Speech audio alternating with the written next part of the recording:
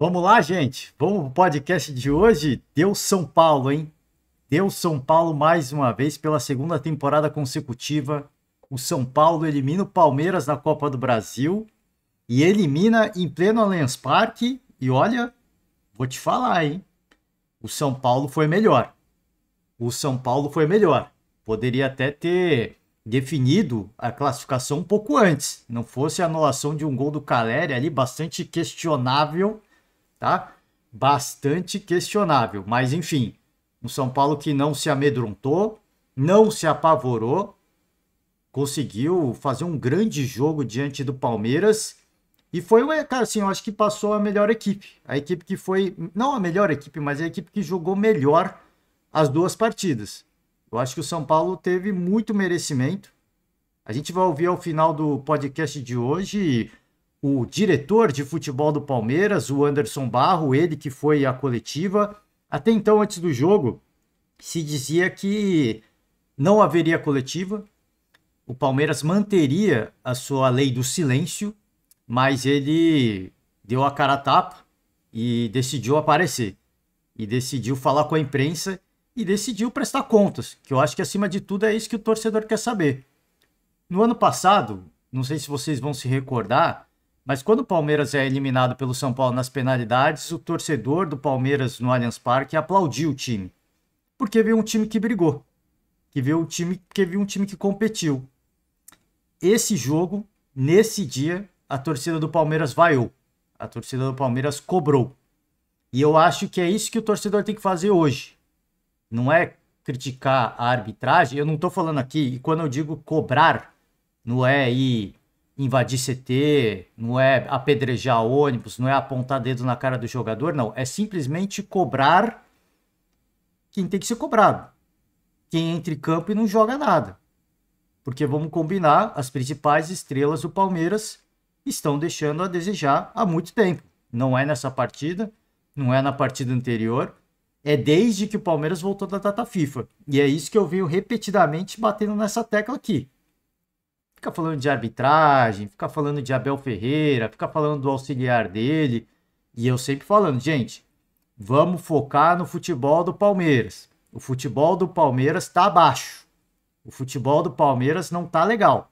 Tá? A gente vai chegar lá na coletiva do Anderson Barros, deixando os créditos de antemão ao Globoesporte.com, é onde a gente vai passar pela agenda do dia e pelas notícias esportivas do dia, tá? Antes de mais nada, falar rapidamente sobre esse jogo, porque o que a gente imaginava e até o que aconteceu no Morumbi aconteceu. O início do Palmeiras bastante intenso, pressionando muito, cedendo pouco espaço ao São Paulo, mas aí aos poucos o São Paulo foi não digo controlando o jogo, foi se ambientando. É o Palmeiras que sempre tem esse perfil de começar o jogo muito intenso. E quando passou os primeiros 15 minutos e o Palmeiras não abriu o placar, aí eu falei, poxa, agora o negócio vai começar a azedar. Porque o São Paulo vai começar a se acertar no jogo. E foi isso que começou a acontecer. Talvez no melhor momento do São Paulo no primeiro tempo, onde o São Paulo já começava a dar alguns contra-ataques, já começava a fazer umas gracinhas, o Palmeiras consegue fazer o seu gol. Gol do lateral, como é que é o lateral do Palmeiras? O uruguaio, Piquerez, fez um belo gol. Antes disso até o Rony tinha tido uma boa oportunidade, o Rafael defendeu. E olha, a diferença é que faz um bom goleiro, né? O Rafael vem se mostrando e vem se consagrando aí como um grande goleiro, porque de repente não fosse ele, fosse o Jandrei, até antes do Jandrei o Volpi talvez tivesse tomado o gol do Rony ali. E se faz o gol ali, o Rony, dá uma incendiada. O Palmeiras dá uma animada. Você vê que o time tá naquele momento de muita intensidade, de muita pressão, a torcida apoiando muito. E de repente faz um gol ali, dá uma empolgada, né? Dá uma empolgada. E a verdade é que o São Paulo é que começou a se empolgar, o Palmeiras chega ao primeiro gol. E aí no segundo tempo praticamente só, assim, eu não digo que só deu São Paulo, foi um jogo lá e cá. Foi um jogo tumultuado, o segundo tempo foi tumultuado, muita confusão, muito bate-boca. Confusão não, confusão assim, entre aspas, né? Bate-boca de jogador com juiz e por aí vai, né? É muita, cara, componentes de um jogo mata-mata. E esse tipo de jogo, o São Paulo entendeu muito bem o que precisava fazer. Quando chega ao gol da igualdade, começa a fazer um pouco de cera, começa a cadenciar o jogo, dá aquela famosa catimbada que um time copeiro precisa. Você está na casa do adversário. Então o São Paulo mostrou muitas qualidades que há muito não se via. Não de um nível técnico impressionante, mas de um time aplicado taticamente, um time que vai para todas as bolas, que vai para todas as divididas, que acredita no jogo, que acredita no seu jogo e que quando tem o resultado a seu favor, não fica só apostando no contra-ataque. Ele encontra outras formas também de cozinhar o jogo e de tirar a paciência dos jogadores do Palmeiras. Não digo nem tirar a paciência, mas tirar a confiança, que é fazer o relógio correr, que é deixar o tempo passar. Foi isso que o São Paulo fez com muita maestria. E eu acho que mais do que, assim, você fazer cera com um juiz que gosta de deixar o jogo correr, não vai dar certo. Com o Daronco dá certo. Então o São Paulo, além de tudo, ele entendeu que ali, o juiz de campo era o Daronco, e o Daronco, em dado momento do segundo tempo, se perdeu. Ele se perdeu, ele sabia mais o que fazer, perdeu um pouco o controle do jogo. E é o que eu falo, aí é o mérito do São Paulo, do Dorival, da comissão técnica, dos jogadores, de entender o momento, o juiz do jogo, o juiz da partida. Tá? O Caio Paulista faz o gol do empate do São Paulo, o gol da classificação, e aí já mais avançado, assim, quando o Palmeiras já estava sem força nenhuma de reação, o David faz o gol da vitória, e o gol já estava classificado, mas o gol que dá tranquilidade ao São Paulo. O Palmeiras até tenta ali, o Abel tenta fazer as substituições, como ele tradicionalmente faz, coloca uns garotos, uns jogadores mais jovens, né, até uma garotada da base, e não dá certo. Né? Não dá certo porque não são esses os caras que tem que chamar a responsabilidade, não são esses os caras que tem que assumir o protagonismo. Eles são as promessas, eles não são os protagonistas. E o São Paulo se classifica mais uma vez, só que dessa vez eu acho que foi mais contundente, porque no ano passado a eliminação do Palmeiras foi nas penalidades e com aquele lance da arbitragem muito polêmico, né? Nesse jogo, o São Paulo pode até questionar o gol anulado do Caleri, o torcedor palmeirense pode até questionar uma possível expulsão do Luciano, né? Que o Luciano estava pedindo, né? Tava querendo apitar o jogo, tava com muito. O Luciano tava com um excesso de vontade, né? Mas não tem o que falar, gente. Esse jogo, o Palmeiras pode buscar qualquer desculpa. Nesse jogo não tem.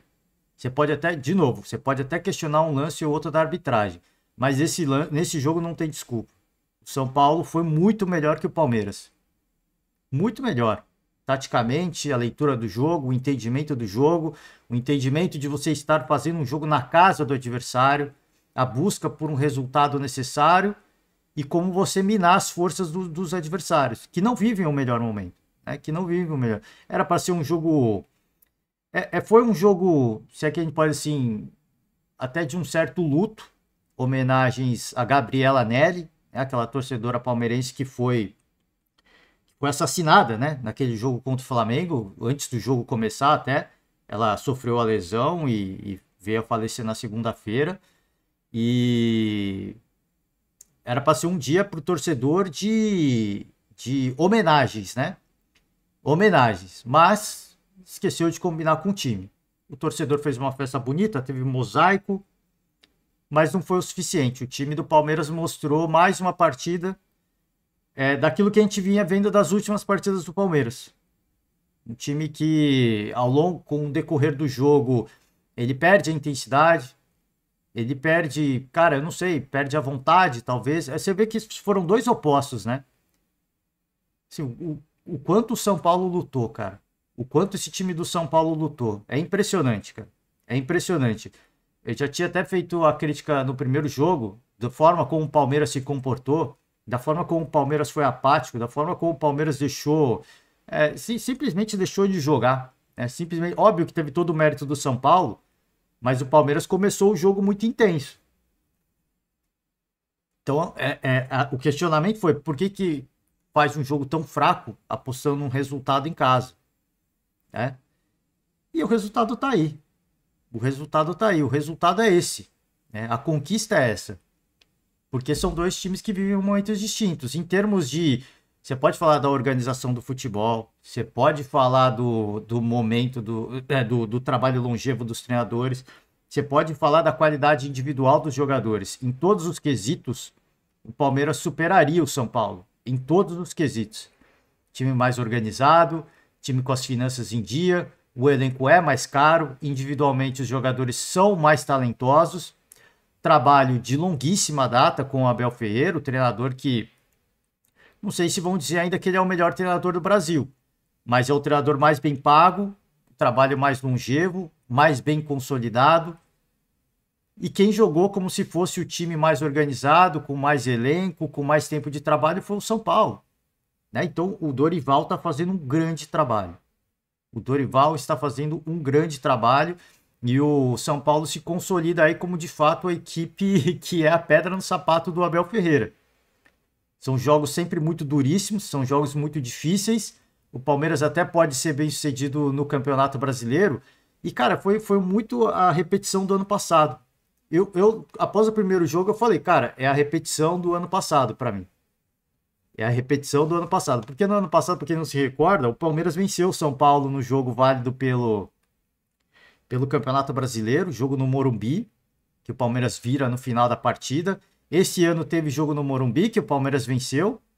E aí no jogo de mata-mata, que é o jogo talvez com mais importância, em termos de rivalidade, assim, se for pensar no Campeonato Brasileiro, se o Palmeiras termina campeão, a vitória contra o São Paulo foi importantíssima. Mas nesse momento, o jogo mais importante do momento, a gente fala do momento, foi esse jogo da Copa do Brasil. Os dois jogos da Copa do Brasil.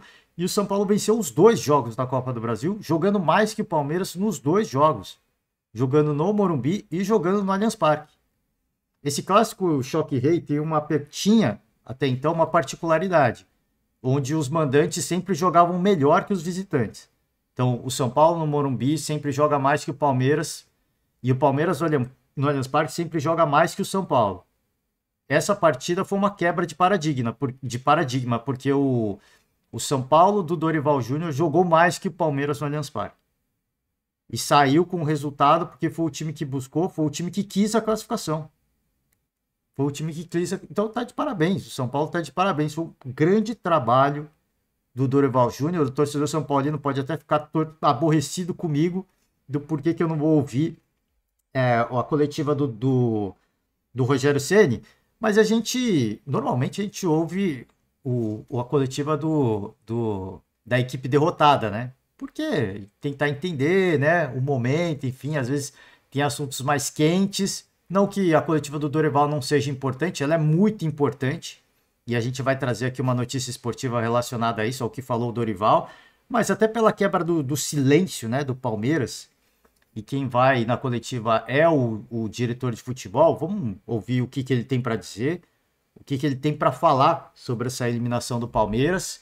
Eu até dizia ontem, eu acho que foi ontem que eu falei, cara, se o Palmeiras vence e se classifica e dá a coletiva é muito oportunismo. Então nisso, pelo menos, eles foram coerentes, né? Eles foram coerentes. No momento que você precisa dar mais satisfação para o seu torcedor, você tem que dar a cara a tapa. E apareceu o diretor de futebol, que costuma ser um cara bem silencioso, né? Esse diretor de futebol do Palmeiras, ele não costuma aparecer muito. Ele aparece vez ou outra, é muito difícil dar entrevista, dar coletiva. E apareceu. Sobre o Palmeiras, eu vou ser repetitivo no que eu venho falando nos últimos dias de Palmeiras, dos últimos jogos do Palmeiras. Eu acho que assim, você criticar a arbitragem é válido, porque a arbitragem, ela prejudica. Eu não acho que ela condiciona o jogo, ela prejudica. Ela prejudica o jogo. Ela não condiciona o jogo. A gente vê um Botafogo enfrentando o Patronato, foi o Patronato, um campo absolutamente impraticável. Absolutamente impraticável. De um time que gosta, que tem organização, que tem um bom passe de bola, você jogar no gramado, num campo com as condições que o Botafogo jogou na Sul-Americana, é impraticável. Só que os caras vão lá e decidem. Então por isso que eu falo, não condiciona o jogo, ele prejudica o jogo, mas não condiciona. Então criticar e questionar a arbitragem, eu acho que vale. criticar e condenar falas, discursos e atitudes do Abel Ferreira e de sua comissão técnica é válido? É válido. Eu acho que é válido, né? A gente vê tantos treinadores que fazem trabalhos tão competentes. Eu citei aqui o próprio Luiz Castro, enquanto estava aqui. O Vojvoda, que é um cara que eu gosto de ouvir bastante. O Vojvoda, ele nunca reclama de nada, né? É impressionante. O Vojvoda, ele nunca procura alguma coisa. Ele pode ser prejudicado, o gramado pode estar uma merda. Ele passa por cima, assim. Ele passa sobre o tema. Óbvio que ele não vai falar, pô, atrapalha, né? Mas ele foca no futebol. E eu acho que é isso que falta ao Palmeiras desde o início da temporada. Desde o início da temporada, eu acho que assim, 98 dos críticos, né? Não da galera que torce pro Palmeiras, não da galera que cobre o Palmeiras diretamente, né? Os canais do YouTube que são dedicados ao torcedor palmeirense. Se bem que o torcedor ele é muito mais crítico, ele é muito mais corneta do que o comentarista mesmo, né? O comentarista que tenta ser mais imparcial. Só que desde o início, talvez 99% das pessoas vinham falando: olha, Palmeiras está dando muito espaço. Olha, o Palmeiras está cedendo mais chances para os adversários. Olha, o Palmeiras está tomando mais gols. E desde o início do ano a gente tem ouvido uma postura muito defensiva do Abel Ferreira, até com um pouco de agressividade, um certo tom de arrogância de que vocês gostam de criar crise, vocês gostam de criar caso, né? Somos a equipe que menos perde, a equipe que menos toma gol. Os 2 gols que o Palmeiras tomou, óbvio que tem, como eu falei, tem o merecimento do São Paulo, tá? Tem o merecimento do São Paulo, mas quando a gente olha para o Palmeiras do ano passado, que é basicamente o mesmo elenco, o Palmeiras não cedia os espaços que cedeu ao São Paulo porque o São Paulo marcasse os 2 gols. Então, por isso, o entendimento do jogo dos jogadores e do Dorival. De entender que o Palmeiras também não está nesse grande momento. Não só no futebol praticado dentro de campo, mas na confiança. Porque esse mesmo Palmeiras do ano passado não tomaria os gols que tomou do São Paulo. Seria muito difícil. Seria muito difícil. E o time cede espaço. O time cede espaço, e não só para o São Paulo, mas para tantos outros adversários. Então, eu volto a repetir, se o Abel talvez tivesse tido um pouquinho mais, eu não digo nem humildade, mas um pouquinho mais de abertura para ouvir o que as pessoas estão falando, talvez ele tivesse corrigido esse erro. E talvez o Palmeiras não tivesse jogando, não tivesse passado por um momento da temporada jogando um bom futebol. Talvez tivesse passado um bom momento, período da temporada se retrancando, jogando feio, jogando futebol de resultado. Mas para um resultado, para uma disputa, para um duelo tão importante, talvez não fosse eliminado da forma como foi. Porque você ser eliminado nos seus domínios tem uma particularidade, hein? Torcida única e gramado sintético. É uma humilhação, cara. Então, eu não digo que é um vexame, mas é uma humilhação. E podia ter sido 3-1 tranquilamente. Né? Tranquilamente. E eu volto a repetir, você pode criticar a arbitragem, você pode criticar a atitude da comissão técnica do Palmeiras, mas eu acho que a gente precisa falar mais do futebol do Palmeiras. A gente precisa falar mais do futebol do Palmeiras. Porque eu já falei isso aqui e eu vou voltar a repetir. E aqui vai ser só repetição de tudo que a gente vem falando e de tudo que muita gente vem falando. Eu quero ver se o Abel vai ter peito, se é que a gente pode dizer assim, para falar que a seleção fez mal pro Veiga. Como ele fez, porque ele foi gigante para falar da garotada, né? Ele foi gigante para falar do Danilo. Ele foi gigante para falar do Gabriel Menino. Gabriel Menino e do Danilo, né? Ele foi gigante. Quero ver se ele vai ter esse mesmo gigantismo para falar do Veiga. Há quanto tempo o Veiga não joga uma boa partida? Talvez desde que ele voltou da seleção, ele fez uma boa partida. Uma boa partida. Alguma outra regular. Só que a maioria foram partidas horrorosas do Veiga. E o Veiga é o coração do meio-campo do Palmeiras. Esse time do Palmeiras se limita a lançar bola na área hoje. É um time que se limita a lançar bola na área. É um time de muita correria, não tem criação, o meio-campo não funciona. A defesa cede muito espaço. né? A defesa, e quando eu falo, não é, eu não cito nem nomes dos zagueiros, porque é injusto, né? A defesa é o sistema defensivo. Esse time que se caracterizou por um time que corre muito para atacar e corre muito para se defender, cara, me parece hoje um time acomodado. Me parece hoje que é um time acomodado. Eu até, o primeiro podcast, eu não lembro se foi o primeiro, mas após a volta da data FIFA, eu fiz um podcast falando de Flamengo e de Palmeiras. Será que esses caras aproveitaram a data FIFA? Será que o elenco do Palmeiras chegou no momento de acomodação? Eu acho que cada jogo que passa fica mais evidente. É um time que está acomodado. Não digo que falta vontade, não digo que eles estão de má vontade. Eu só acho que eles estão acomodados, né? Eles estão acomodados. E o Abel segue apostando nos mesmos jogadores. Até porque não tem banco, né? Não tem muito o que fazer. Tem jogador saindo, já teve quem foi? O Tabata, né? O Tabata já saiu. O outro centroavante lá foi para a Liga Americana. Então, assim, as poucas peças de reposição que o Palmeiras tinha, não tem mais. Tem jogadores da base. E o Abel segue apostando nos caras que transformou o Palmeiras nessa máquina. Só que esses caras não entregam mais. Dudu fez um jogo horroroso. O Dudu no Allianz Parque contra o São Paulo costuma ser um carrasco, né? Às vezes não fazendo gol, mas correndo muito, dando uma canseira na defesa adversária, dando assistência, ameaçando, driblando, chutando, cortando, tirando a paciência dos caras. Tudo não jogou nada. O Veiga não jogou nada. Então eu acho que está na hora do torcedor, e aparentemente o torcedor agora se tocou, de que tem que cobrar esses caras. Porque os caras ganham muito bem e os caras não desaprenderam a jogar futebol, eu acho, né? Eu acho que os caras não desaprenderam a jogar bola. E aí, quando eu digo cobrar, repito, antes que você fale, tá incentivando a violência. Eu digo cobrar na torcida fazendo o seu protesto. Não é ir no CT, não é apontar dedo na cara de jogador, não é ir no shopping e cobrar o cara. Não, é cobrar. Vai no estádio no dia do jogo e aí? Cadê o futebol? Né? Cadê o futebol? Tá devendo. O Palmeiras está devendo muito. E a gente vai falar mais sobre esse Palmeiras quando a gente ouvir a coletiva do diretor de futebol. Vamos embora, vamos com as notícias esportivas.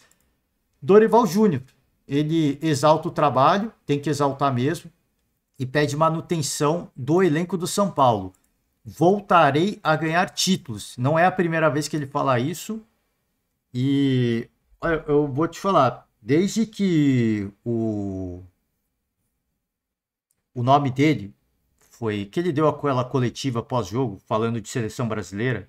Perguntaram para ele: o seu nome vem sendo veiculado, e que ele falou: cara, seria um grande prazer, né, ser treinador da seleção brasileira.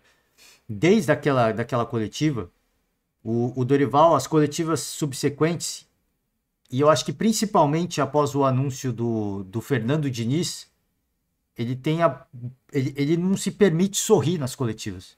Presta atenção. Ele não se permite sorrir. Ele não se permite curtir uma vitória. Ele não se permite curtir um bom resultado. Eu acho que talvez eu não digo a decepção, mas a frustração. Porque ele sabe que ele é um bom treinador. Ele sabe que, cara, ele fez um grande trabalho no Flamengo. Ele sabe que após o trabalho no Flamengo, muitas pessoas falam: pô, o Dorival poderia ser treinador da seleção brasileira. Inclusive, eu falei aqui, se fosse para escolher um nome brasileiro, eu escolheria o Dorival. Eu acho que ele é um grande treinador. Você precisa de um gestor de grupo. E o Dorival é um cara como esse. Pratica um bom futebol, taticamente os times muito organizados. Esse é o Dorival, cara.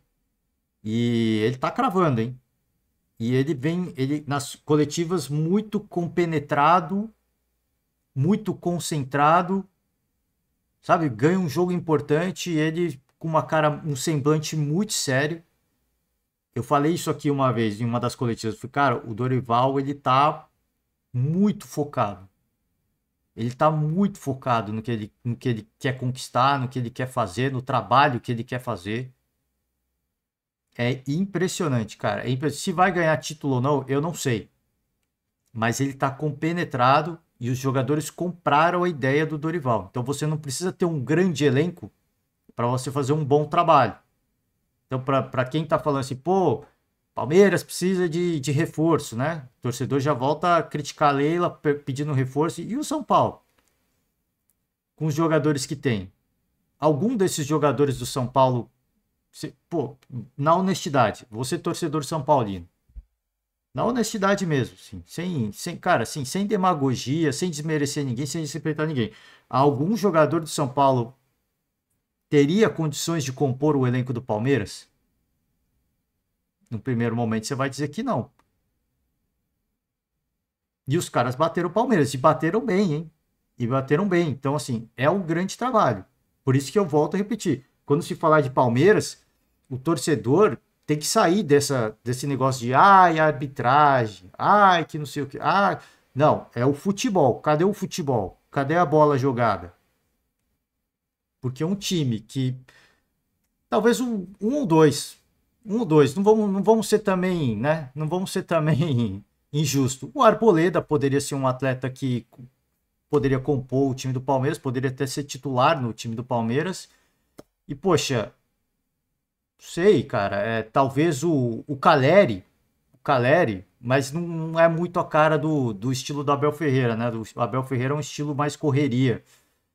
O David, talvez. O David tem um estilo de correria. O David poderia ali ser um reserva no time do Palmeiras, né? Poderia ser também. Acho que o próprio Caio Paulista poderia ser um reserva também. Mas você vê, são poucos, cara.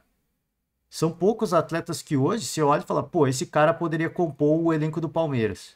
Compor. Quando eu digo compor é ser reserva, tá? Só o Arboleda talvez pudesse ser titular. O goleiro Rafael também. O goleiro Rafael também. Então você vê assim, de todo o elenco, são pouquíssimos atletas que. E quantos do Palmeiras poderiam jogar no São Paulo? Cara, o time titular inteiro do Palmeiras poderia compor o elenco São Paulino, né? Então você vê a diferença. E quem jogou mais bola? Né? E quem jogou mais bola? Então, cara, que baita trabalho do Dorival, né? Que baita trabalho do Dorival. Assim, mais uma vez, ganhar título, eu não sei se dá. Eu não sei se dá, porque o Flamengo está numa crescente muito grande. E o São Paulo agora pode encarar um clássico contra o Corinthians. Eu acho que dá para passar do Corinthians, porque o Corinthians está melhorando, tá, mas o São Paulo está acima do Corinthians. Em termos de nível de trabalho, São Paulo está acima do Corinthians. Mas eventualmente pode esbarrar com o Flamengo. E aí, como é que vai ficar? É difícil, né? É muito difícil. Eventualmente numa final, se torcer pro Grêmio passar, talvez, dá pra disputar o título, eu acho. Contra o Flamengo eu acho muito difícil, cara. Acho muito complicado. Sul-Americana, aí sim eu volto a Sul-Americana, eu acho uma possibilidade muito alta, mas tem grandes times lá também. Então ganhar título, eu não sei se dá, mas, cara, o trabalho que se vê hoje não é como foi o Rogério Ceni ano passado, que às vezes, pô, ganhou um jogo, opa, agora vai. No jogo seguinte empata ou perde. Ganhou um jogo, agora vai. Aí no jogo seguinte empata ou perde. Eu só acho que assim, a temporada do São Paulo não pode ser como foi o ano passado. Pautar a temporada num jogo contra o Palmeiras. O que aconteceu ano passado, pô, foi só ver a reação dos torcedores são paulinos após a eliminação.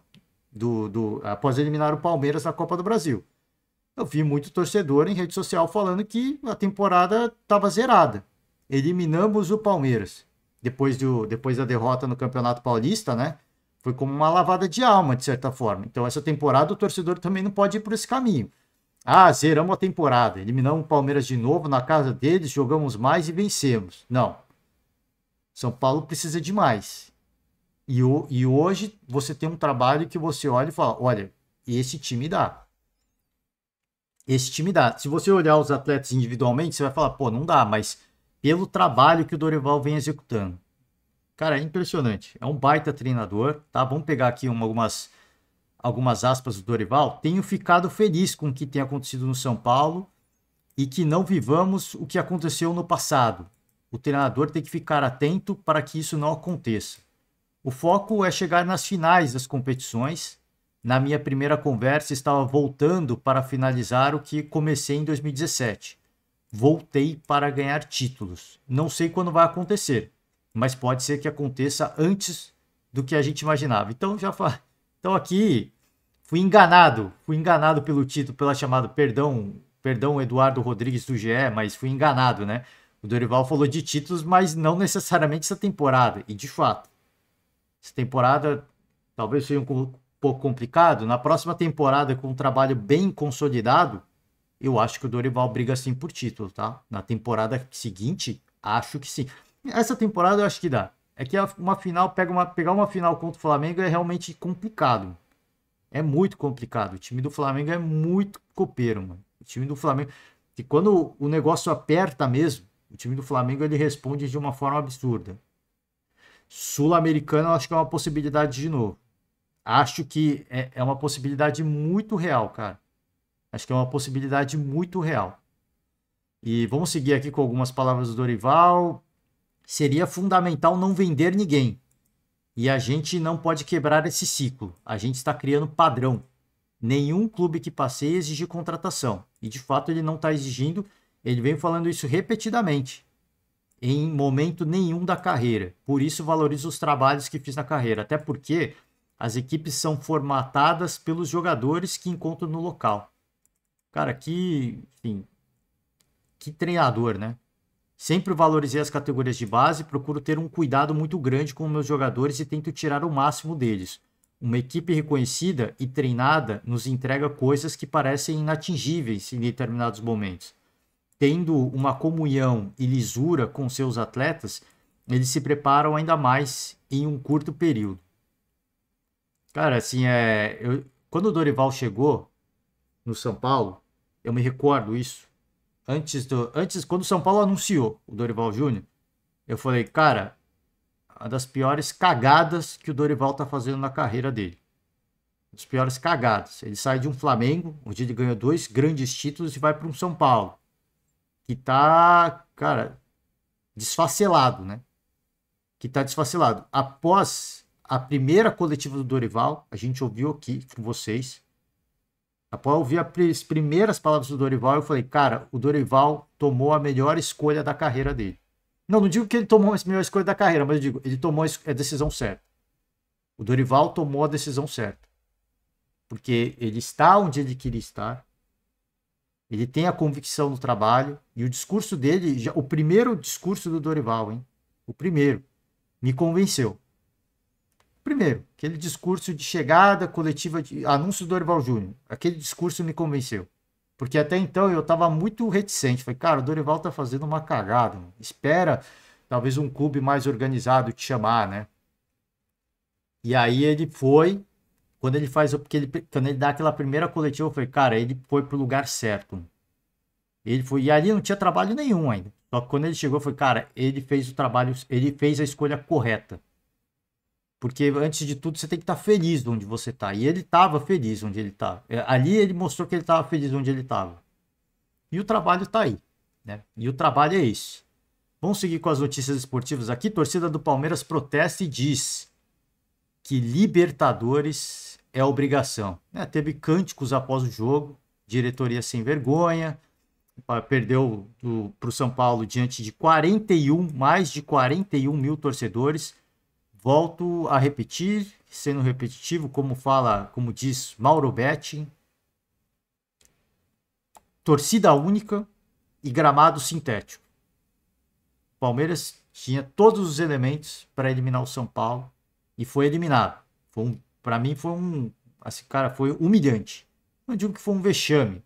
Dá para dizer que foi até um vexame, mas foi humilhante. Foi uma derrota humilhante pelo que o time jogou. Aí, aqui a gente vai rebater algumas frases do torcedor, tá?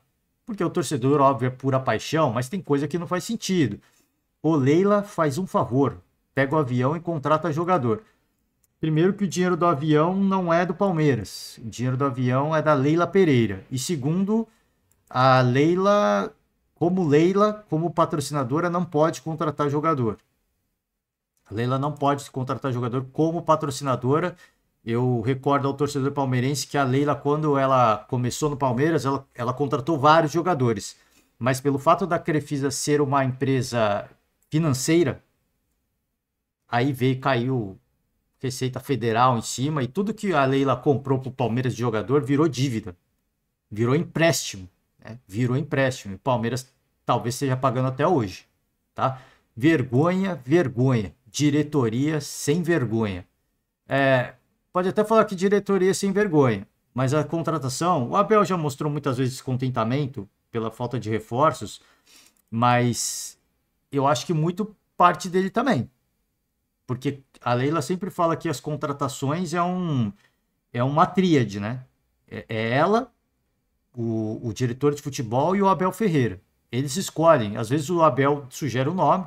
A negociação é difícil mesmo, porque é o Palmeiras que vai para cima de um jogador e os caras vão subir o valor. E o Palmeiras fala, pô, eu sei quanto posso pagar, eu sei quanto o jogador vale, eu não vou pagar. Então, assim, o torcedor pode até cobrar a diretoria, mas o Abel faz parte disso, tá? O Abel, sempre, assim, você ouve aí, tem aceita Abel e tem aceita anti-Abel, né? Aceita anti-Abel tá correndo solta aí na imprensa esportiva, eles estão se deleitando. E tem que aproveitar, esse é o momento. Agora, aceita pró-Abel, tá blindando o treinador e indo para cima da diretoria. Tem que cobrar o seu Abel Ferreira também. Tem que cobrar o seu Abel Ferreira também. O Abel ficou quase... Cara, assim, depois que foi eliminado pelo São Paulo ano passado, o Abel ficou quase um semestre todo falando, fomos eliminados da Copa do jeito que foi. E agora? Quero ver o que ele vai falar esse ano, né? Fomos eliminados da Copa da forma como foi. Sim, uma vergonha, né? Uma vergonha. Vexame, eu acho muito forte. Mas foi uma vergonha. Então, quero só ver o que ele vai falar quando ele voltar à coletiva. Não sei nem se vai ser tão cedo. Não é mole, não. Libertadores não é mais que obrigação. O Palmeiras agora coloca uma pressão gigante nas suas costas em virtude de mais uma eliminação por um grande rival. O Leila incompetente pegou o Palmeiras para brincar de presidente. Aí eu acho que é exagero, né? Aí é aquele torcedor que tá mordido pela falta de patrocínio, né? Falta de patrocínio. Queremos jogadores. Esse canto é claro. Esse cântico é claro. Você imagina, o Palmeiras está ouvindo esse grito, hein? O Palmeiras está ouvindo esse grito. Você imagina... Pô, cara, com todo respeito. Com todo respeito mesmo. Você imagina o torcedor do Coritiba vendo isso aqui. Cara, o Coritiba... Quem que é o Lanterna hoje? O Lanterna é o América. O América, né? Imagina o torcedor do América olhando isso. Cara, os caras estão cantando queremos um jogador, né? E nós aqui, né? É fogo, hein? Mancha Verde, principal organizada do clube, protestou há 2 semanas em frente à sede da Crefisa, que é a empresa da presidente, tá? E aí aqui uns nomes que saíram. Vinícius Silvestre, Bruno Tabata, Giovani e Rafael Navarro foram negociados nessa janela e nenhum jogador foi contratado. O clube busca um volante até o início de agosto para registrar novos atletas. Pode até cobrar a contratação de atletas, mas até ele entrar, a gente viu contra todas as contratações recentes do Palmeiras, pouquíssimas chegaram para jogar. Pouquíssimas, tá? Muito poucas. E se seguir a lógica, o Palmeiras pode até encontrar um grande jogador, mas vai demorar para ele de fato entrar naquele jeito, naquela forma do Palmeiras jogar. Eu acho que tá na hora, passou da hora do Abel Ferreira dar uma chacoalhada no seu elenco. Deixa eu pegar aqui só, vamos abrir a tela do detalhes do jogo, tá? Detalhes do jogo, só pra gente pegar aqui a escalação, né? Vou pegar a escalação, tá aqui, né? Dá um zoom aqui para ajudar a galera. Se a gente olhar o time do Palmeiras que entrou em campo, cara, é difícil destacar algum jogador que fez uma boa partida, tá? O Zé Rafael acho que fez uma boa partida, só que o Zé tava meio baleado, hein? O Zé Rafael tava meio baleado. Todos os outros, cara, especialmente do meio campo ofensivo. O John é sacanagem, não dá pra falar dele, um moleque da base. Curioso, assim, que o Abel Ferreira, ele coloca essa galera da base. Tem o John, teve mais alguém aqui, Luiz Guilherme também. E ele coloca esses caras quando ele tira o Rony. Não, quando ele tira o Endrick. Não dá pra entender. Não dá pra entender. Porque essa molecada, elas jogaram muito tempo na base e tem um entrosamento, né? É umas escolhas assim, eu não consigo entender do Abel Ferreira, de verdade. O Endrick não jogou nada. É lógico, a bola não chega. Como é que ele vai jogar bem a bola?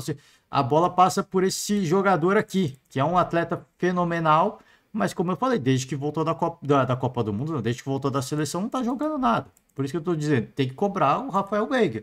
Por que ele não tá jogando? Ele tá com algum problema pessoal? Se ele tá com algum problema, ele não pode jogar. Esse que é o ponto, entendeu? Então, assim, e aí você pega o time do São Paulo. Quem que jogou mal, né? É o oposto, tá vendo? Que a gente vai por um caminho totalmente diferente. O Palmeiras, quando se olha, fala quem que jogou bem. E no São Paulo, você fala quem que jogou mal. Né? Quem que jogou mal no São Paulo?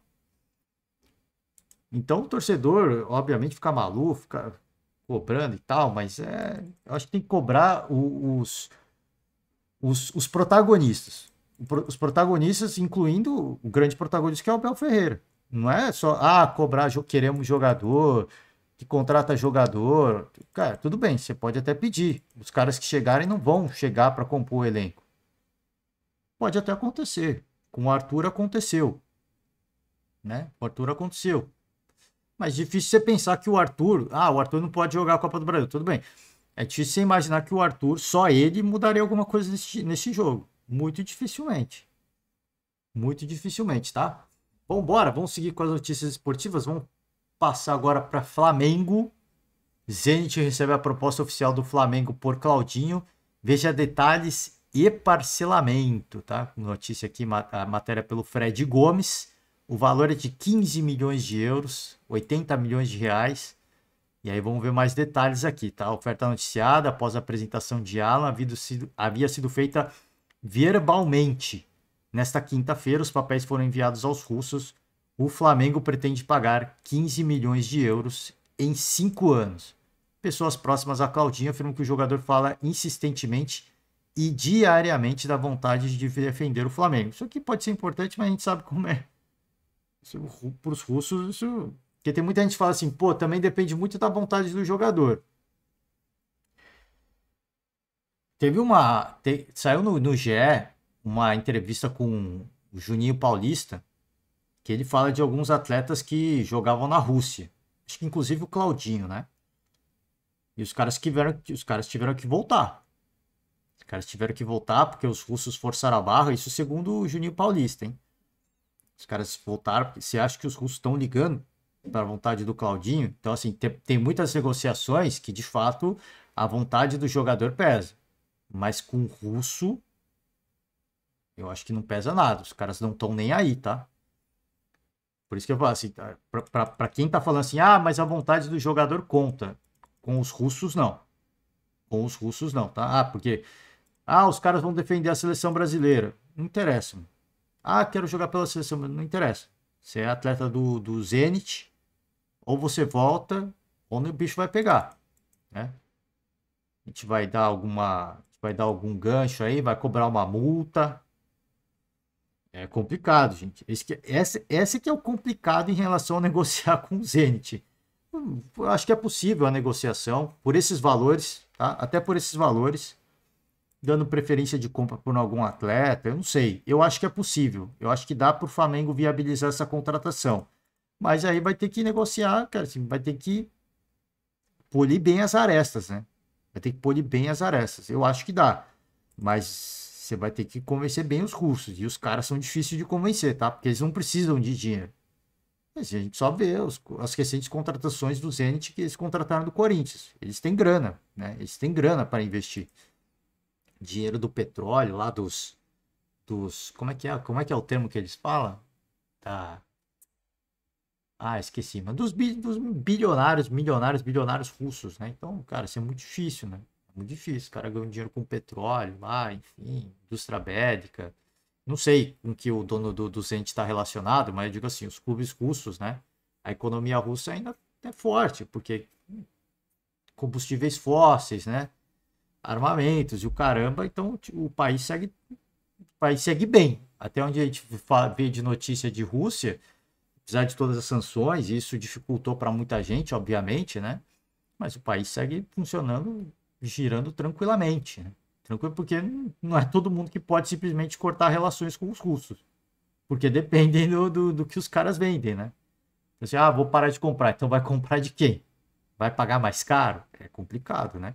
Sobre Fortaleza, vamos falar de Fortaleza, que finanças, a partir daqui vai ser finanças de algumas equipes. Finanças de algumas equipes. A do Fortaleza, em 2022, em campo e fora dele, o Leão Tricolor representa o clube que mais cresce no futebol brasileiro. Receitas foram multiplicadas e já se aproximam de adversários tradicionais do Sudeste, hein? Futebol é eficiente e pode gastar cada vez mais e dívidas estão sob controle. Vamos ver aqui, Fortaleza passou 20 rodadas do Campeonato Brasileiro do ano passado na zona do rebaixamento, 14 delas na lanterna. Importante destacar isso. Eu falei esse ano, o fenômeno Fortaleza não vai repetir essa temporada. Então quem tá lá embaixo tem que tomar cuidado. 14 rodadas na lanterna, os caras saíram para buscar uma pré-Libertadores, hein? Foi um feito histórico, né? O nome, o cidadão, porque é um time, um dos principais responsáveis por essa virada do Fortaleza, por essa arrancada, essa crescente, é Marcelo Passo, obviamente. É um dos dirigentes mais popstar hoje do... Popstar eu não digo questão de ser vaidoso, de fazer... De um cara que ele tá na mídia pelo grande trabalho. Por isso que eu digo que ele é popstar, né? E o outro popstar é o Juan Pablo Vojvoda, citei o nome dele aqui, é um cara muito discreto, faz o dele, não reclama de arbitragem, não reclama de times de gramado, uma vez ou outra, óbvio que ele reclama, mas ele não coloca isso como condicionante para um jogo, como muita gente faz, né? E é aí que você trabalha, porque você entende que o futebol é feito de adversidades, cara. Se o futebol é feito de adversidades, ou eu vou viver reclamando e não vou fazer nada, ou eu vou fazer alguma coisa para mudar. É isso que faz com o Pablo Vojvoda.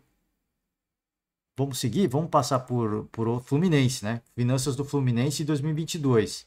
Eficiência no futebol salva o presidente, enquanto crescente dívida continua a ameaçar o futuro. Tá? O departamento de futebol faz mais com menos na comparação entre desempenho esportivo e econômico, mas a boa fase não tem sido suficiente para reduzir, os problemas financeiros, tá? Fluminense presidido pelo Mário Bittencourt. Pouco otimismo decorre do tamanho dos problemas financeiros que não tem reduzido, nem mesmo durante a boa fase esportiva. O clube deve acima de 700 milhões de reais, tem dificuldades para honrar acordos e é obrigado a vender talentos da base todo ano para fechar a conta. Acima de 700 milhões, hein? Você vê que é complicado, por isso que assim, chega o Marcelo, como é que acontece, né? Como é que é essa operação financeira? Quanto que isso está custando para o Fluminense? O quanto que isso vai pesar? O quanto que isso vai onerar? O quanto que isso vai aumentar a dívida? Essas são as coisas que o torcedor tem que se perguntar. É óbvio que é um grande nome, esportivamente ele deu um retorno importante. Ele deu um retorno, conseguiu uma conquista importante do Campeonato Carioca. Mas o quanto que isso vai custar, né? Quanto que isso vai custar no longo prazo? Finanças do Grêmio. Com o apagão esportivo e acúmulo de dívidas, acende o sinal de alerta sobre a nova administração tricolor. Em que a gente fala de 2022, o ano da Série B. Desempenho na Série B e na Copa do Brasil foi incompatível com os gastos, enquanto o endividamento de curto prazo subiu a quase 200 milhões de reais e põe pressão no caixa para 2023. Isso aqui a gente está falando de 2022, hein? Isso aqui a gente está falando de 2022. A gente sabe que quando se fala de direito de televisão, muitos clubes eles antecipam. É assim, tem um dinheiro para receber de direito de transmissão essa temporada. Como o Grêmio estava na Série B o ano passado, a folha continua onerosa e você tem um orçamento mais baixo, em virtude das competições que você joga. Então muita gente pede um adiantamento. Então eu não sei, tá? Eu não sei, muitos clubes fazem isso. E aí no ano seguinte, de repente tem o time se readequa à nova realidade, a Série B, e no ano seguinte se programa para isso. Só que como o Grêmio voltou para a Série A e tinha que buscar fazer de tudo para voltar para a Série A, equipes que normalmente fazem isso ficam o ano seguinte sem receber. Às vezes pode até adiantar de novo, mas isso vai te custar lá na frente. Né? Então, e aí vem Renato Gaúcho, fica coletivas e coletivas pedindo reforços. Chegou Luiz Soares, Grande parte do salário do Suárez é pago por investidores, empresários, mas uma boa parte também custa aos cofres do Grêmio.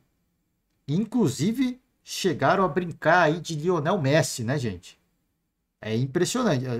Eu falei, quando eu falei sobre isso, eu falei, gente, as pessoas têm que ter responsabilidade com a notícia e com a realidade do clube. Vender ilusão para o torcedor, eu acho que nunca leva por um bom caminho. Nunca leva por um bom caminho. A gente sempre leva por um caminho meio ruim, né, de relacionamento com a torcida.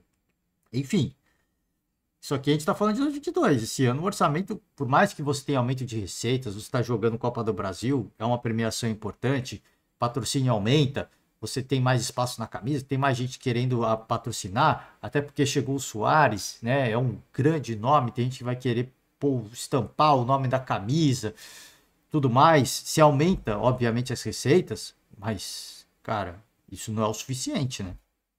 Isso não é o suficiente. A gente falou de Grêmio, vamos de Internacional, finanças do Internacional em 2022.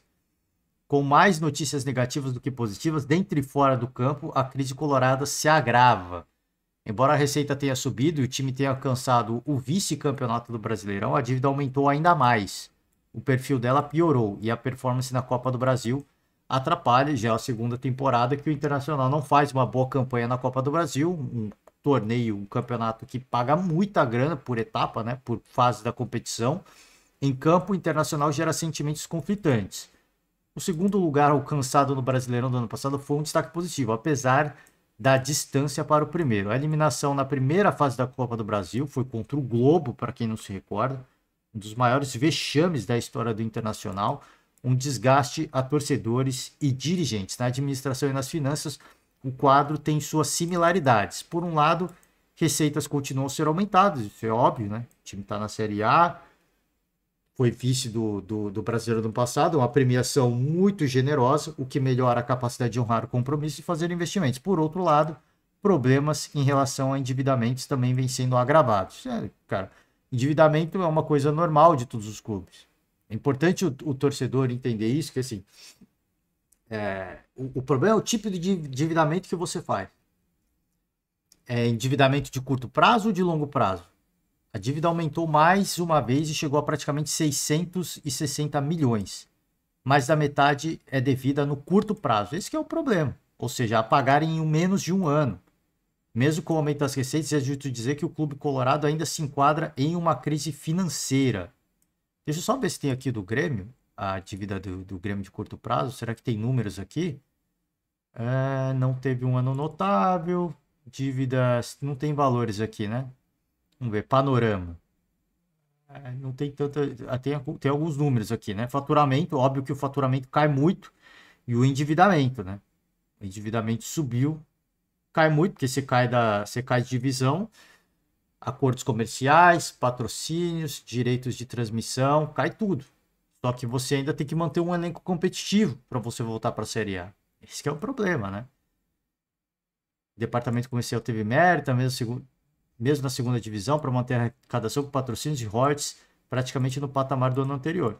Tem coisas boas e ruins, mas, como falado aqui, né, a dívida de curto prazo, essa é a mais complicada, subiu a quase 200 milhões. Essa dívida de curto prazo normalmente é dívida com banco, né? Se você atrasar os juros, eles custam muito aos cofres do clube. Porque vamos lá, todo clube tem suas dívidas, isso é normal. Você pega o Flamengo, vai ver a dívida do Flamengo. Tem alguns bons milhões. Mas a dívida do Flamengo é uma dívida de longo prazo. O que é essa dívida? É a dívida de compra de atletas. Que nunca é à vista, né? Que raramente, nunca não, mas nunca diga nunca, mas raramente é à vista. Ela é parcelada, por isso que é uma dívida de longo prazo. O Flamengo sabe que daqui a tanto tempo vai ter que pagar tantos milhões de reais por contratações de atletas. Mas a dívida de curto prazo, que pode ser qualquer direito trabalhista, ação na justiça, dívida com banco, tudo isso é sanado. E isso não pressiona os cofres dos clubes, do Flamengo, no caso, né? O Palmeiras segue um caminho semelhante. Tem a dívida de curto prazo, deve ser muito mais alta que a do Flamengo. O Flamengo diz que zerou a dívida bancária, né? mas deve ter alguma dívida ou outra de curto prazo também, como toda equipe tem. Isso é normal. Você vai comprar. Ah, a gente precisa comprar, sei lá, produtos de limpeza para limpar o CT, cara. Isso é uma dívida de curto prazo que você faz. Se você não comprar à vista, quantos quantos mil litros de produto de limpeza você vai comprar? E os caras normalmente fazem e pagam depois. Isso é uma dívida de curto prazo. Estou dando um exemplo singelo, tá? São tantas outras coisas que é dívida de curto prazo. Coisas para manutenção do dia a dia, que nem a sua casa. O que você precisa de mais urgente? Se você não tem o dinheiro, você faz uma dívida de curto prazo. No mês seguinte, você entra no cheque especial, no mês seguinte você paga. Pelo menos você deveria pagar no mês seguinte, né? Pô, vou entrar no cheque especial hoje e no mês que vem eu pago. Você deveria pagar pelo menos, porque se você não pagar, os juros vai comer solto. E é isso que os clubes fazem, é normal, né? É normal.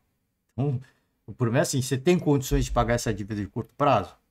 Porque é muito fácil, assim, ah, não, a minha dívida, o Palmeiras está com, quanto que o Palmeiras estava? Se eu não me engano, quando a gente trouxe aqui, estava com 400 e poucos milhões de dívidas, alguma coisa assim.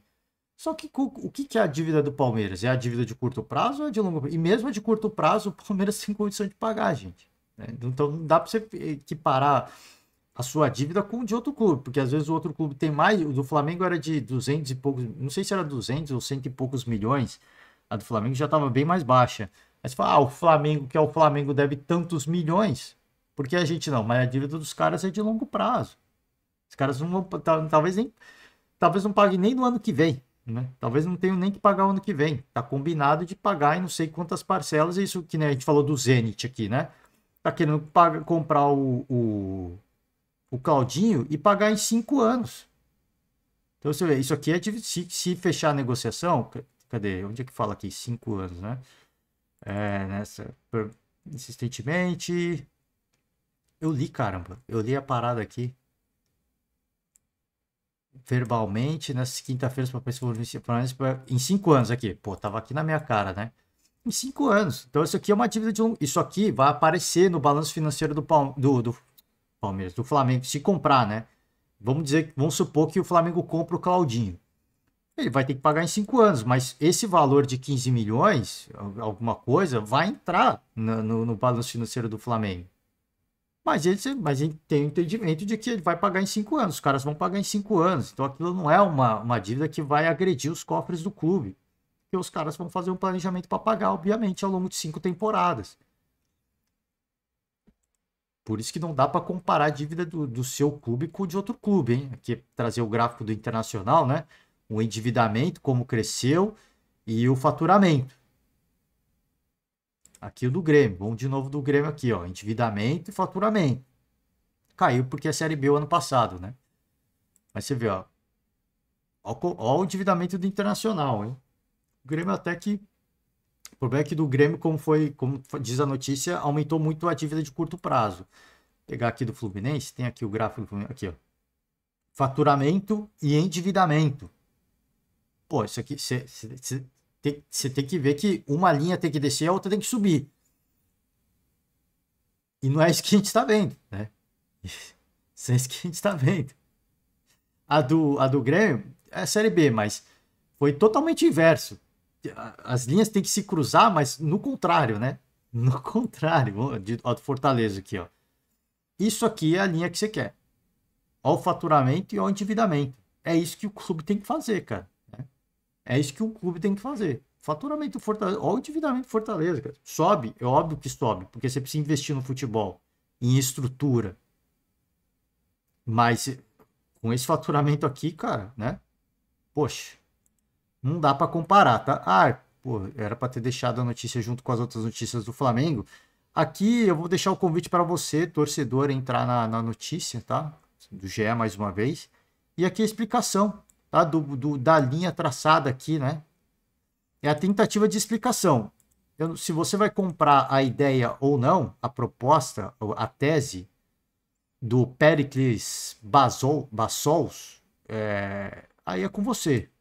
Aí é com você. Eu não vou ler, peço perdão aqui ao Pericles Bassols, mas o argumento dele para mim não cola, né? O argumento não cola. Eu falei já deixei minha opinião sobre esse lance aqui. Mas tá aqui, né? para quem quiser, eu trago aqui a notícia porque é importante você ler e você tira suas próprias conclusões. A minha conclusão é que não foi o suficiente, tá, para me convencer. Vambora. Puxa, eu tô falando aqui mais que tudo, eu não cheguei nem na coletiva do Anderson Barros. Tô com quase 1 hora de podcast, então a gente vai ouvir apenas um trechinho, tá? Para não estender muito. Vocês não aguentam também, eu já tô com a voz cansada. Vambora. TV Palmeiras Fã, fica sempre o convite para você, torcedor, simpatizante, fã do esporte, entra lá, se inscreve no canal do Palmeiras, curte o vídeo se você gostar e vambora, né? Vamos ouvir o que tem a dizer o diretor de futebol do Palmeiras aqui. São as câmeras.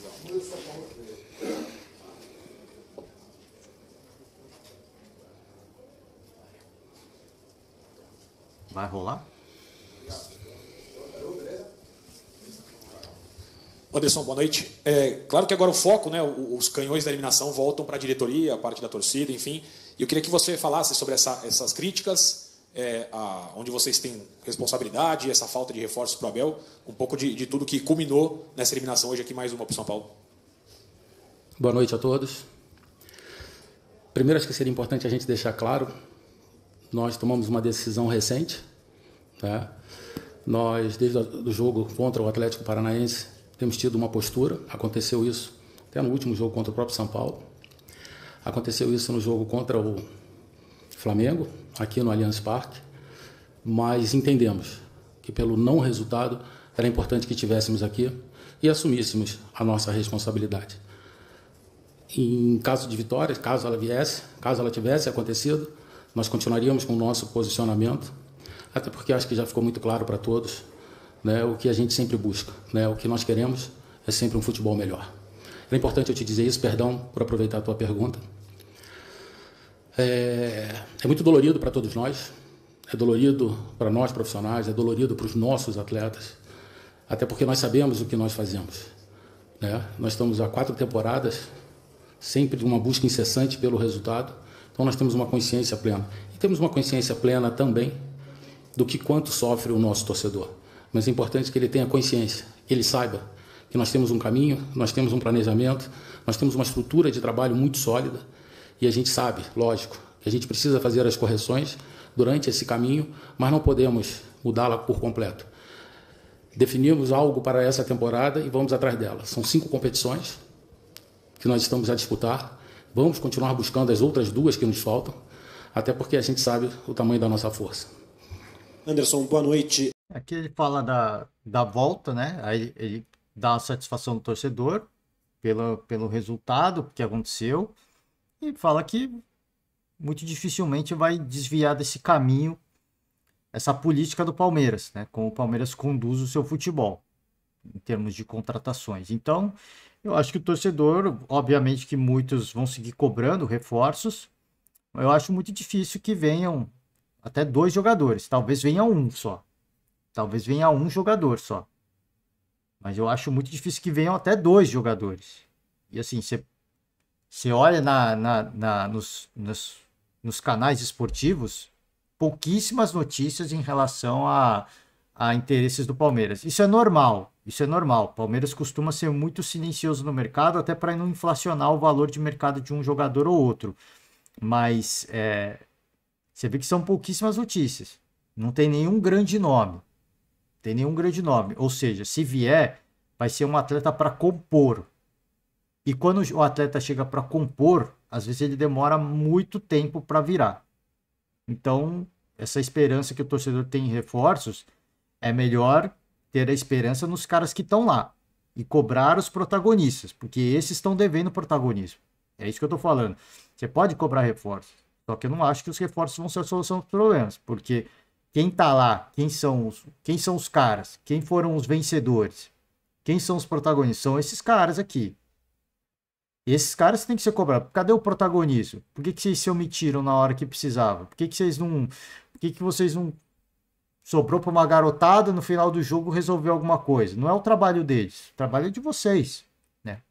São vocês que têm que entregar o resultado esportivo, até porque, pela estrutura e pelo salário que vocês estão ganhando, era para ter jogado mais bola, né? Já tem, não é contra o São Paulo. Já era para estar jogando mais bola há pelo menos 4, 5 jogos.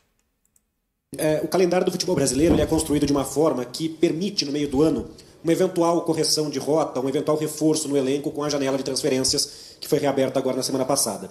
No começo do ano, a filosofia, pelo menos a que chegou até a gente por meio do técnico Abel Ferreira, era só vai chegar se sair alguém, porque o elenco era competitivo na avaliação interna. Esses resultados, e mais do que os resultados, o desempenho que o Palmeiras mostrou nesses últimos jogos, já sinalizam a necessidade de uma correção de rota nessa janela. Você já olha para esse time do Palmeiras e para esse elenco, entendendo que pode ser preciso reforçar o elenco para além da ideia do só vai chegar se sair alguém? Obrigado. Você tem muita razão no que você colocou, mas como eu coloquei na pergunta anterior, nós temos muita consciência de tudo aquilo que nós temos desenvolvido. São 4 temporadas, desde a temporada 2020, dando sequência a algo que o Palmeiras já vinha fazendo nos últimos anos.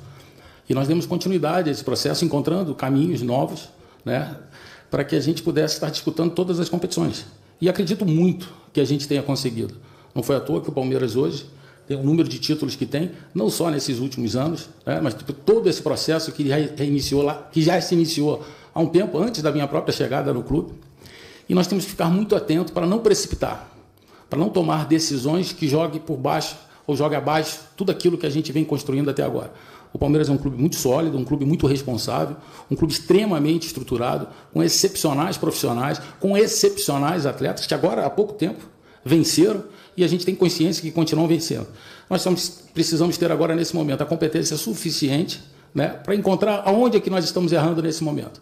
Sabemos que precisamos encontrar novas peças, temos buscado, nós nunca escondemos isso, principalmente, eu posso citar aqui, um número 5, um volante, mas como nós temos tido dificuldades para tal, nós temos ainda, como é que eu posso te dizer, a tranquilidade, né, a inteligência suficiente para não cometer erros que possam nos prejudicar em tudo aquilo que a gente vem desenvolvendo nesses últimos anos. Anderson, boa. Aqui ele deixa claro que o Palmeiras busca principalmente um camisa 5, ou seja, já inflaciona o mercado dos camisas 5, porque tem um Palmeiras na busca. E quem tem bons camisas 5 não vai pechinchar pro Palmeiras, né? É uma oportunidade de fazer grana. E o Palmeiras tem que investir. Se quiser contratar, tem que investir. Não tem jeito. Não existe o bom e barato. A própria presidente do Palmeiras já falou isso várias vezes. Não existe o bom e barato. Então, se quer um cara mesmo para posição, um cara para tomar conta, como aconteceu com o Arthur, tem que investir pesado. Não tem jeito. Agora, ele fala, pô, estamos buscando. E ele fala, pô, esse time que tá aí, time vencedor. Concordo com 100% com o diretor de futebol do Palmeiras. Por isso que eu volto a repetir. Esses caras têm que ser mais cobrados. Não é cobrar só a presidente, não é só cobrar ele, não é só cobrar a arbitragem, não é só criticar os antes. É cobrar os caras que estão lá. Quem foram os campeões do passado? São esses caras mesmo. Eles desaprenderam a jogar bola? Eles estão velhos? Eles não estão velhos. A gente viu eles jogando bola muito esse início de temporada, inclusive. Por isso que eu volto a repetir. Eu tô ficando repetitivo nisso. Esses caras têm que ser cobrados. Eles são talentosos. A gente sabe o que eles podem entregar esportivamente. Eles ganham muito bem para isso. A estrutura do Palmeiras permite a eles estarem nas melhores condições. Então tá na hora de jogar bola, tá na hora de dar resultado, tá na hora de entregar pro torcedor aquilo que o torcedor vai...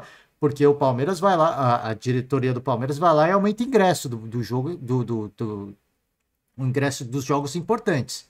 Esse jogo eu não sei quanto foi o ingresso, mas eu tenho certeza que foi caro. E o torcedor que vai lá, mais de 41 mil torcedores, pagam caro no ingresso para ver o que o Palmeiras entregou, desculpa, isso aí não tá valendo o preço do ingresso. Não tá valendo o preço que o torcedor tá pagando. Daqui a pouco os caras vão ter que baratear, porque o time não tá entregando esportivamente. Boa noite. Qual é a avaliação de vocês dessa lei do silêncio que foi feita pelo Palmeiras desde a semana passada no jogo contra o São Paulo? De uma certa forma, ela teve um efeito contrário do que vocês esperavam? Ela trouxe mais pressão para o time do Palmeiras numa semana tão decisiva do que o que foi até passado para a imprensa de que seria para blindar o técnico Abel Ferreira, a comissão técnica portuguesa e os jogadores? Obrigado. Absolutamente. Não foi por isso que nós não vencemos. Nós tomamos uma decisão porque nós entendemos que naquele momento era a melhor forma de nós blindarmos a nossa equipe. E como disse para vocês agora há pouco, né, nós continuaríamos com essa posição. Nós estamos aqui agora, nesse momento, única e exclusivamente por respeito, né, em razão de nós não termos conseguido o nosso resultado. Exatamente. Ele falou a política do silêncio é para blindar a comissão. Fica claro que eles estavam passando do tom e o auxiliar, o João Martins, né, auxiliar do Abel, passou muito do tom. Então, obviamente que a lei do silêncio foi para blindar os caras e não tem muito o que falar sobre isso. Aparentemente vai seguir com isso até tomar uma punição. Vai seguir com a política do silêncio até a CBF falar, ó, se eles não voltarem vai sair punição aí. Então, acho que é melhor voltar. Seria mais inteligente da parte de vocês voltarem da coletiva. Por isso você disse que é para melhorar o futebol, Vinícius da ESPN. Eu, sinceramente, não vejo como melhorar o futebol fazendo greve de silêncio. Pelo contrário, é uma desinformação que o seu torcedor, os seus jogadores não falam, o seu técnico não fala. Então, pensando nisso, que vocês estão desinformando o seu torcedor, você acha que esse blindar também é um protesto com o CBF, com a comissão de arbitragem? O que isso beneficia o Palmeiras com a lei do silêncio? Primeira coisa, assim, eu não sei qual é o repórter que está perguntando, eu peço perdão aqui, mas eu não concordo com ele. Eu já falei até sobre, eu falei sobre isso no último podcast aqui. O Flávio Prado, comentarista da Jovem Pan, falou, cara, as coletivas hoje em dia são muito desnecessárias. Elas são muito pautadas, as assessorias de imprensa controlam muito. Os caras que vão perguntar muitas vezes são caras próximos ao clube, então fazem perguntas positivas, não fazem perguntas críticas para não se indispor com o treinador, para não se indispor com quem está lá.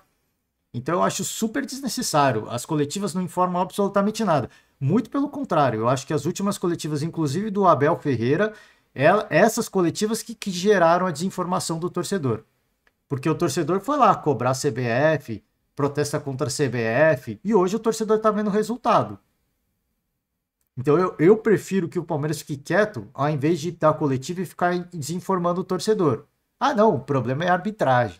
Nossa, a arbitragem é uma vergonha. Existe o sistema não permite que o Palmeiras não quer, né? Não é bom para o sistema o Palmeiras ganhar duas temporadas consecutivas. Isso é uma desinformação ao torcedor. Porque o torcedor faz parte da seita Abel Ferreira e é compreensível. E ele, como o líder, né? A gente pode dizer assim, o líder da seita, se ele falar uma coisa, o torcedor vai comprar a ideia do treinador. Eu acho que o que vinha acontecendo é justamente a desinformação. Hoje o torcedor palmeirense vaiou justamente porque pela lei do silêncio, o torcedor começou a olhar mais para o futebol do Palmeiras. Vinícius, você pode perceber que o Palmeiras, apesar nessas últimas semanas ter tomado uma decisão, ele não deixa de comunicar ao seu torcedor. Ele tem um serviço de comunicação hoje muito atuante e que vem sempre dando as satisfações necessárias ao seu torcedor. Então, o nosso posicionamento sempre, e principalmente quando o nosso treinador aqui senta, é sempre pela busca do melhor futebol, daquilo que todos nós aqui nos propusemos a fazer, da melhor forma possível, da forma mais transparente possível, da forma mais isonômica possível, para que a gente tenha sempre o nosso produto extremamente valorizado. Essa é a nossa paixão, esse é o nosso desejo. E quando nós deixamos por algum momento, ou tomamos uma decisão por não falar, nós não deixamos de comunicar. Nós continuamos a trabalhar sempre em prol do melhor futebol. Aqui ele falando da comunicação, diz que o clube comunica bem para o torcedor, mas a comunicação do clube é aquela coisa, é a comunicação parcial, é a comunicação do próprio Palmeiras, é a agenda positiva, que é para mim muito semelhante às próprias coletivas de imprensa hoje, né? As coletivas de imprensa hoje é isso. É agenda positiva, é muito difícil em um repórter lá, eu até falei, fiz aqui, seria muito legal se os setoristas do Flamengo fossem, assim, os setoristas da torcida adversária fossem para a coletiva. Então, assim, hoje a gente teve... Ontem, né? A gente teve Palmeiras e São Paulo. Os setoristas do Palmeiras vão para a coletiva do Dorival e os São Paulo vêm para essa do Palmeiras. Porque aí não vai ficar ninguém assim, sabe, fazendo média, fazendo brincadeirinha. O cara vai lá e vai perguntar mesmo. É só que fica, né? Não, vou me indispor com como é que é? Eu acabei de falar. A assessoria de imprensa do time. Então eu vou perguntar uma pergunta amigável, né? Cara, assim, eu acho totalmente desnecessário, né? Assim, agrega muito pouco e volto a repetir. As últimas coletivas da comissão técnica do Palmeiras, elas tiveram um papel muito maior de desinformar o torcedor do que informar o torcedor. Então a lei do silêncio, para mim, essa do Palmeiras específico, tá sendo benéfica, porque agora o torcedor tá olhando o time. Então, pô, e aí? E os caras que não estão jogando? E os caras que não estão correspondendo? E a diretoria que não contrata? Contratação, eu acho que precisa também, mas não do jeito que o torcedor pede. Mas enfim, né? Ô Anderson, com essa lei do silêncio do Palmeiras... Ô Anderson, com essa lei do silêncio do Palmeiras, é claro que a gente não consegue ouvir as explicações do treinador, mas você tem mantido contato com ele no dia a dia da academia de futebol, no dia a dia do Palmeiras. O Abel Ferreira te pediu reforços para esse segundo semestre, para as competições que o Palmeiras ainda vai disputar? Sim, Abel é um treinador extremamente exigente, é um treinador extremamente competitivo, ele nos cobra o tempo inteiro, mas ao mesmo tempo ele tem consciência de tudo aquilo que nós fazemos no nosso dia a dia, né? Eu poderia dizer aqui, e eu já disse na pergunta anterior, né, que nós buscamos sim algumas alternativas, mas nós não vamos buscar de qualquer maneira, porque nós temos que dar uma satisfação. Se nós encontrarmos, né, as situações que nós entendemos que sejam ideais, nós assim vamos fazer. Nós temos muita consciência, como eu disse no início, daquilo que nós estamos fazendo. Então não é à toa que o Palmeiras chega e está na situação que ele está hoje, sempre brigando por todas as competições em que ele participa. E não só brigando, eu acredito muito que nos últimos anos, né, o Palmeiras tem vencido muitas destas competições. Bom, essa é a última pergunta. Eu vou encerrar aqui a coletiva do Palmeiras. Eu acho que as perguntas vão ser muito pautadas nesse aspecto, né, de reforços e tudo mais. Acho não, eu já ouvi a coletiva, né, questão da lei do silêncio, reforço, protesto do torcedor, não tem muito o que falar, porque não é um cara da comissão técnica, né, o Anderson Barros, ele fala, pô, tenho muito contato com o Abel, ele pede reforços, né, tá falando a verdade mesmo, tem que falar, porque o Abel já publicamente falou sobre isso. Então ele não tá falando ele não tá dando nenhuma notícia exclusiva, né? Não tá dando nenhuma notícia exclusiva. Agora, ele como diretor de futebol, eu acho que você tá tendo a oportunidade de conversar com um diretor de futebol. Então assim, não adianta muito falar do jogo, né? Eu acho que tem que fazer perguntas que você faria a um dirigente. Essa, por exemplo, sobre contratações. Mas também é complicado, porque ele também não vai falar, né? Ele soltou a do camisa 5, mas ele não vai falar mais também, né? Então, assim, é difícil. Porque você perguntar sobre o que tá acontecendo, sobre o jogo, né? Também fica difícil, cara, assim, um cara muito tranquilo, dá pra ver que é um cara muito tranquilo, mas a gente não vai... O rapaz perguntou lá, né? Esse negócio de não dar... Essa lei do silêncio é desinformação. Tudo que ele está falando até agora não tem nenhuma novidade, né? Não tem nenhuma novidade. Qual que é a novidade que tem aí? E se for até o final da coletiva, não tem nenhuma novidade também.